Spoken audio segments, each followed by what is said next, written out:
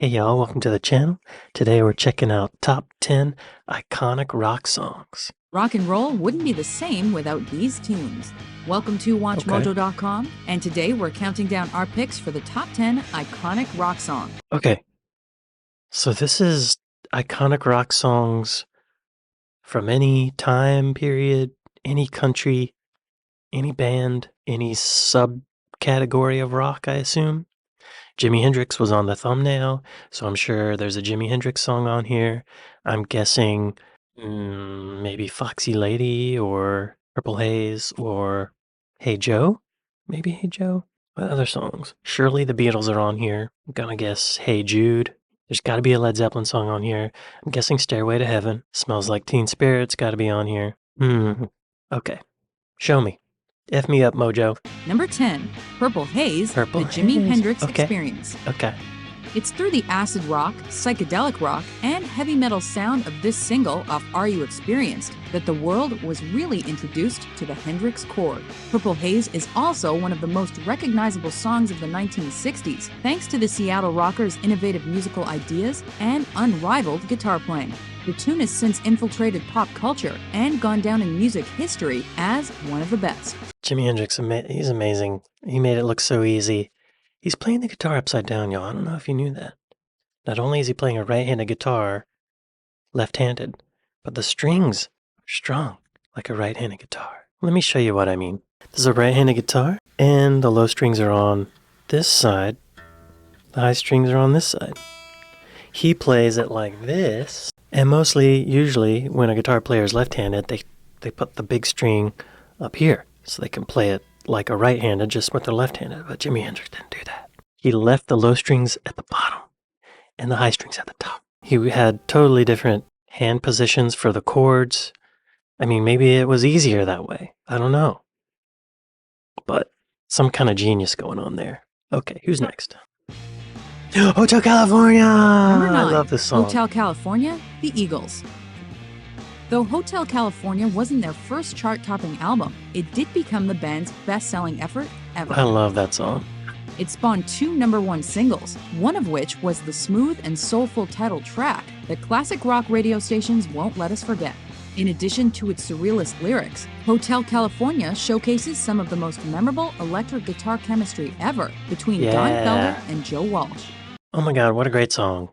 And super creepy. It sounds like it's about hell, Satan, hedonism, indulgence, gluttony, the 7 sins. And it sounds good. Like it just sounds good.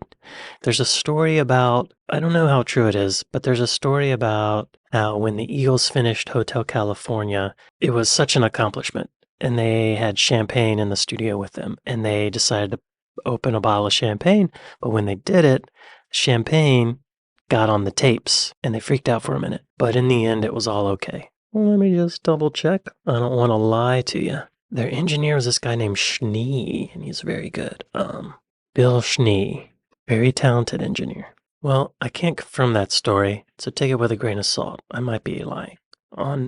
Unintentionally lying. Number 8, Good Vibrations, The Beach Boys. Okay, yeah. While they reached #1 with I Get Around and Help Me Rhonda, it was with Good Vibrations that the Beach Boys topped both the Billboard Hot 100 and the British charts. But it wasn't just any pop song. It has a weird middle section, right? With its psychedelic flavors, layered production techniques, and use of cello and electro-theremin, the Grammy-nominated tune became their first to sell 1 million copies. Wow. Yeah, I bet that... What's that instrument he's playing? I always thought it was a theremin, but it looks like was there a theremin in Good Vibrations? Good Vibrations does not technically feature a theremin, but rather an electro-theremin, which is physically controlled by a slider that turns a knob inside the instrument. It was dubbed a theremin simply for convenience. Okay. Probably the first time that made it into the top of the charts. That was our first million selling record. Pretty cool. Way to go, Beach Boys. Brian Wilson's a genius. Leila. Number 7, Leila, Derek and the Dominoes. Eric Clapton, really, right?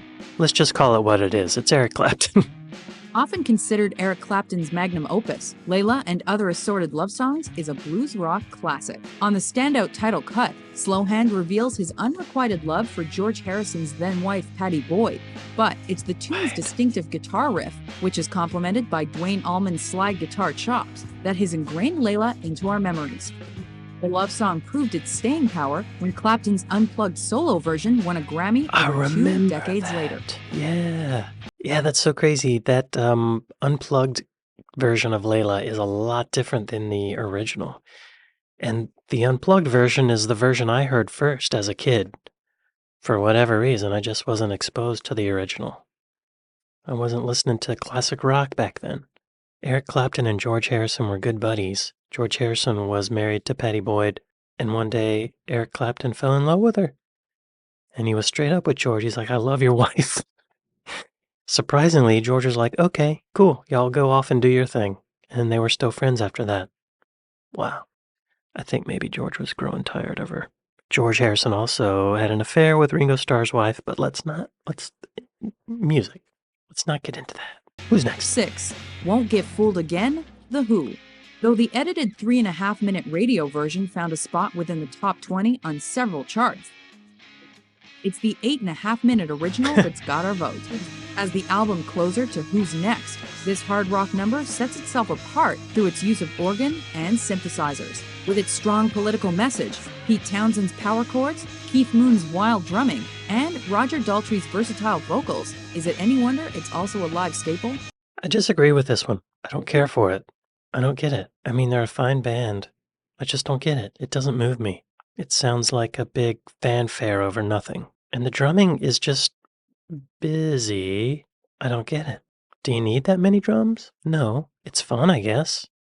But he's not really doing anything great with it. He's just going I don't want to smack talk the Who. I just don't care for it. It's not my cup of tea. Number 5.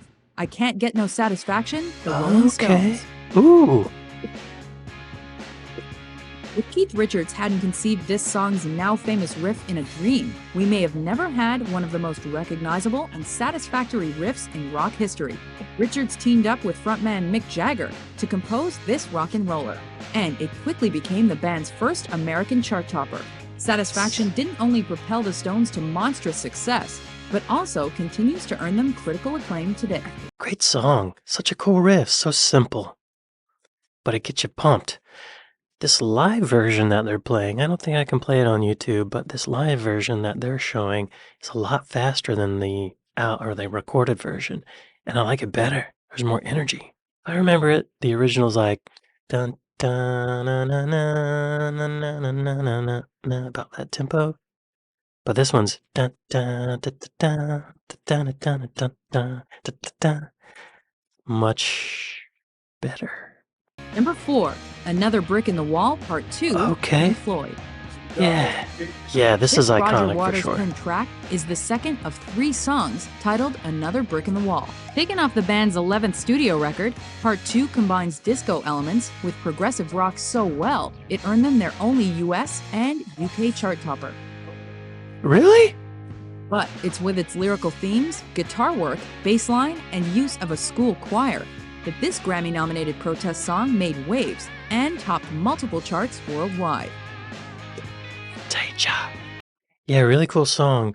I always thought it was really creepy when I was a little kid and I heard this song, maybe it was on the radio, and you hear the kids' voices, but you can tell that the kids are British. They have a British accent. You can hear them.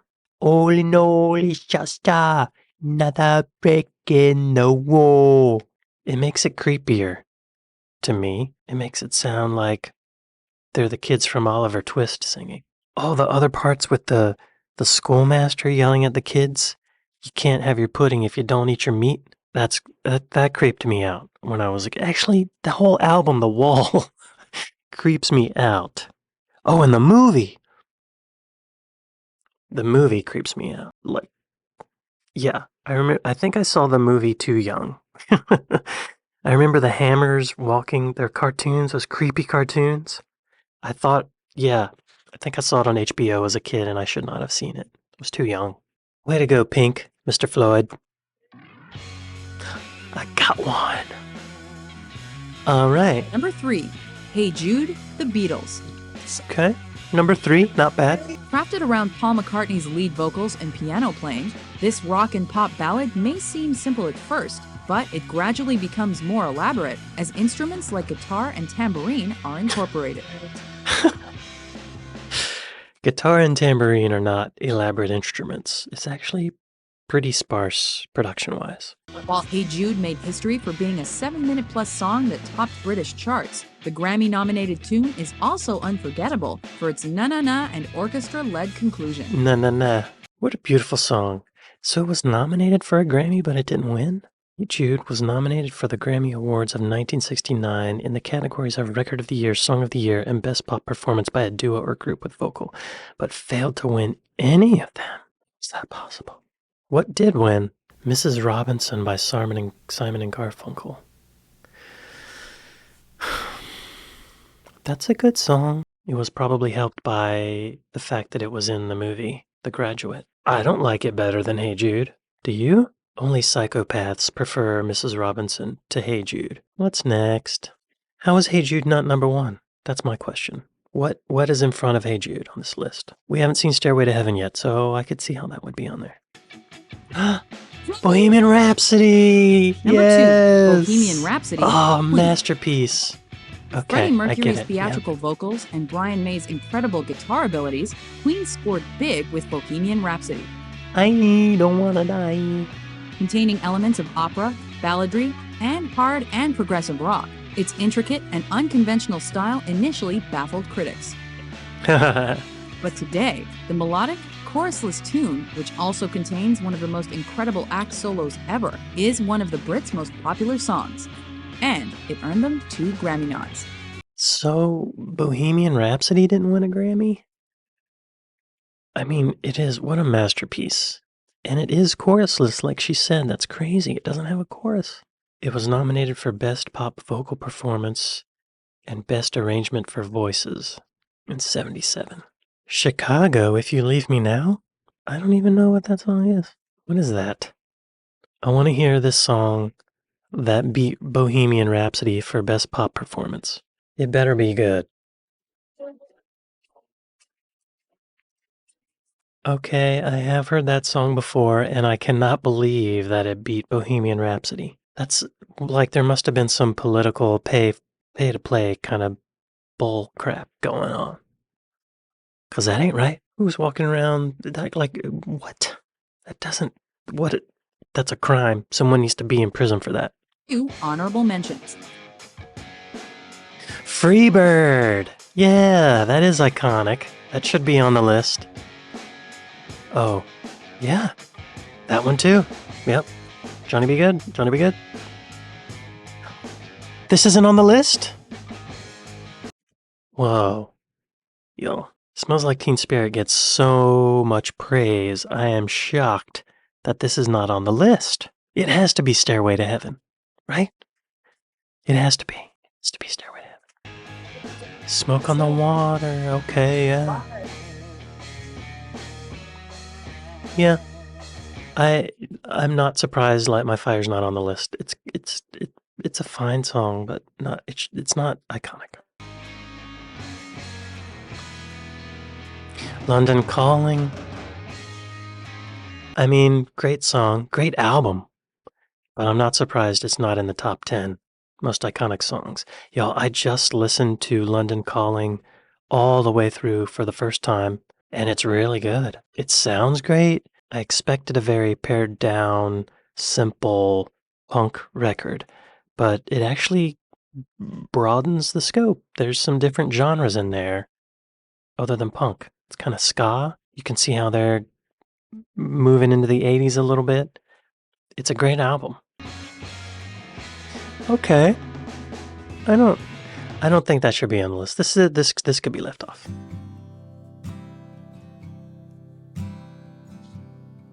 Number 1, Stairway to Heaven, Led Zeppelin. Clocking in at just over 8 minutes long, this folk and hard rock number may be the band's most famous song. Oh, for sure it is. But thanks to Page's complex guitar work and Plant's unique singing style, Stairway is also one of the greatest songs in rock and roll. Excuse me, lady. Also John Bonham's drumming and John Paul Jones's bassing. It's not just the guitar and vocals. Get out of here. You know what you're talking about. Plant's unique singing style, Stairway is also one of the greatest songs in rock and roll. It wasn't even released as a single, but still, its haunting lyrics, striking guitar solo, and multiple musical sections have left an immeasurable and all-encompassing influence on later artists. Do you agree with our list? No. What do you think is the most iconic rock song? Most iconic rock song. I mean, Stairway to Heaven. I guess I agree with this. That's the most iconic. But I guess I'm surprised that there aren't some earlier rock songs on this list. Like, hear me out now. I know this sounds weird, but "Rock Around the Clock" by Bill, or what was his name? Bill Haley? Apparently, that song sounds really tame to us now, but apparently it made people lose their minds and riot. And I feel like that deserves a place. Let's just check. Bill Haley and his Comets. Yeah. October 26, 1958, 62 years ago to when Bill Haley and his Comets played a concert at Berlin's Sportpalast to an audience of some 7,000 people. That's a big crowd. Signs of trouble had occurred at Haley's first two German concerts on the previous 2 evenings, the first one in Hamburg and the next in Essen, but no one could have anticipated the mayhem in Berlin. Berlin. Okay. Where some 500 rock and rollers and police staged a fist and stick battle during the show. 5 policemen were badly beaten, 6 audience members severely injured, while damages to the venue amounted over 50,000 Deutschmarks. Both the East and West German authorities reacted with outrage. That should be on the list, I feel like. Quote, turning the youth of the land of Bach and Beethoven into raging beasts. Yeah, that's rock. The worst disturbance of its kind that Berlin has seen. Berlin. I keep calling it Berlin. An agent of so-called aggressive Western politicians who were seeking to exploit rock and roll to create an atom war psychology among young people. That's quite a quote. Bill Haley, who sported an all-shucks cowlick on his forehead, who performed wearing a plaid jacket and a bow tie, whose hit song Rock Around the Clock was and remains as benign as a St. Bernard puppy on Valium. Yes, he caused a riot. I think that should be on the list, right? That's iconic. Maybe a Buddy Holly song? Elvis didn't make the list, which is crazy. I feel like Hound Dog or Jailhouse Rock, maybe. Anyway, this was really interesting. Thank y'all for watching this with me, and I'll see you next time. Later.